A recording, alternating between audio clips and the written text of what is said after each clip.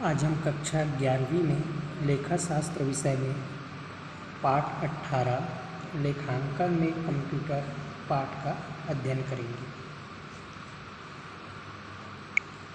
सबसे पहले हम देखते हैं कंप्यूटर का अर्थ और परिभाषा।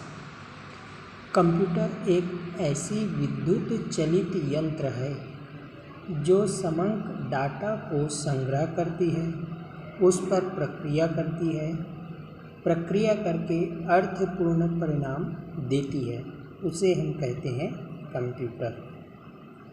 अंतर्राष्ट्रीय प्रमाप संस्था ने कंप्यूटर की परिभाषा इस प्रकार दी है। एक कंप्यूटर समंकों की प्रक्रिया करने वाला यंत्र है जो कि अपने संचालन के दौरान बिना मनुष्य के हस्तक्षेप के पर्याप्त मात्रा में गणनाएं कर सकता है, जिसमें अनेक प्रकार की अंकगणितीय एवं तर्कपूर्ण क्रियाएं सम्मिलित है। इस प्रकार संक्षेप में हम कंप्यूटर का अर्थ समझ सकते हैं कि कंप्यूटर एक ऐसी विद्युतीय मशीन है जिसमें कि आंकड़ों को संग्रहित किया जा सकता है और जब आवश्यकता पड़े तो इन आंकड़ों तथा सूचनाओं को वापस प्राप्त किया जा सकता है। अब हम देखते हैं कंप्यूटर प्रणाली की विशेषताएं। कंप्यूटर प्रणाली की जो विशेषताएं हैं वो निम्नलिखित है। पहला है गति अर्थात स्पीड। कंप्यूटर किसी भी गणना को बहुत अधिक तीव्र गति से कर सकता है। कंप्यूटर कई घंटों में होने वाली गणनाओं को माइक्रोसेकंड में हल कर सकता है।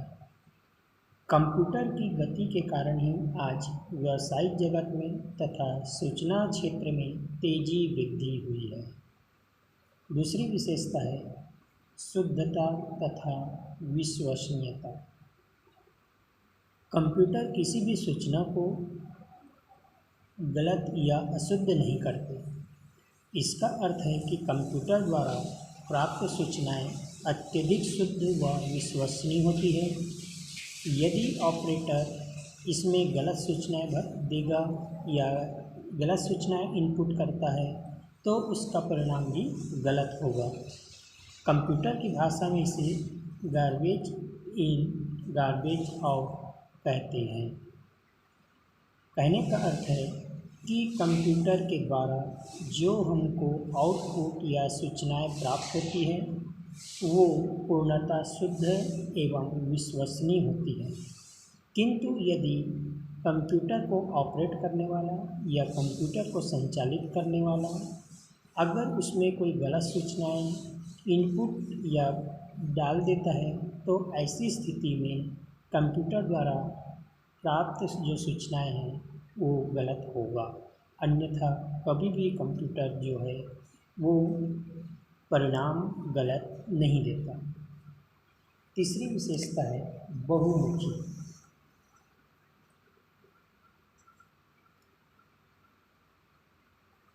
कंप्यूटर विभिन्न प्रकार के कार्य कर सकता है, जैसे बीजक बनाने में, देनदार विश्लेषण तथा खेल आदि खेलने में प्रयोग में लाया जा सकता है। एक कंप्यूटर अलग अलग प्रकार के कार्य करने में सक्षम होता है। तो इस प्रकार से हम कंप्यूटर के द्वारा बहुत सारे कार्य कर सकते हैं। चौथा है पारिश्रमिकता। एक कंप्यूटर को मनुष्य की तरह थकावट का अनुभव नहीं होगा। कंप्यूटर कई घंटों तक बिना रुके कार्य कर सकता है। यह एक ही प्रकार के कार्य को अनेक बार संपन्न करने में सक्षम होता है, अर्थात यह बोरियत महसूस नहीं करता। यह एकाग्रचित होकर कई घंटों तक काम कर सकता है।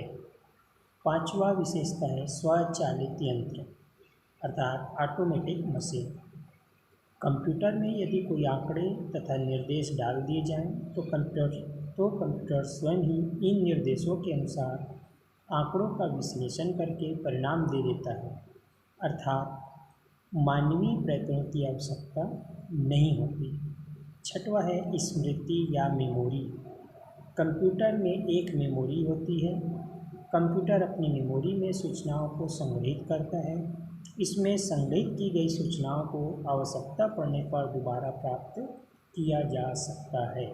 तो ये थी कंप्यूटर प्रणाली की विशेषताएं। इसके बाद हम देखेंगे कंप्यूटर प्रणाली की सीमाएं या कमियां।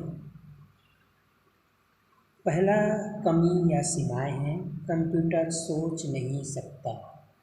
कंप्यूटर निर्धारित प्रोग्राम पर कार्य करते हैं। वे अपने आप कुछ नहीं सोच सकते जैसे कि मनुष्य सोचता है, तथा उन्हें प्रत्येक कदम पर दिशा निर्देश देने की आवश्यकता होती है। जब हम कंप्यूटर में कोई भी प्रोग्राम देते हैं उसमें दिशा निर्देश देते हैं कि उसको क्या करना है, क्योंकि बिना दिशा निर्देश के कंप्यूटर कार्य नहीं कर सकता, क्योंकि उसमें सोचने समझने की शक्ति नहीं होती। कंप्यूटर की सफलता मनुष्य की योग्यता पर निर्भर करता है, जिसने उसे बनाया तथा प्रयोग किया है। दूसरा दोष या सीमाएं हैं, कंप्यूटर निर्णय या फैसला नहीं ले सकता। कंप्यूटर निर्णय लेने में यद्यपि सहायता तो करता है, किंतु वह स्वयं कोई निर्णय नहीं ले सकता। निर्णय लेना एक जटिल या कठिन प्रक्रिया है।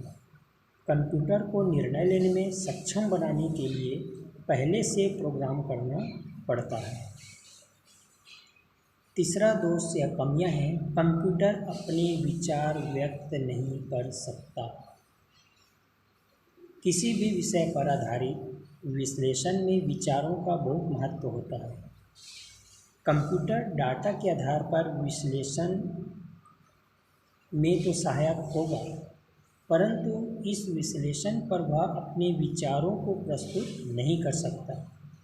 कहने का तात्पर्य है, कार्य के तर्कपूर्ण होने या अतर्कपूर्ण होने का विश्लेषण नहीं कर सकता।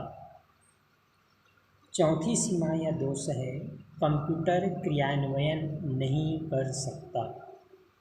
कंप्यूटर द्वारा विशाल डाटा को संग्रहित किया जा सकता है, परंतु उस डाटा के आधार पर नीतियों को निर्धारित करना तथा उसका क्रियान्वयन मनुष्य द्वारा ही संभव है। कंप्यूटर में व्यवहारिक ज्ञान का भी अभाव होता है।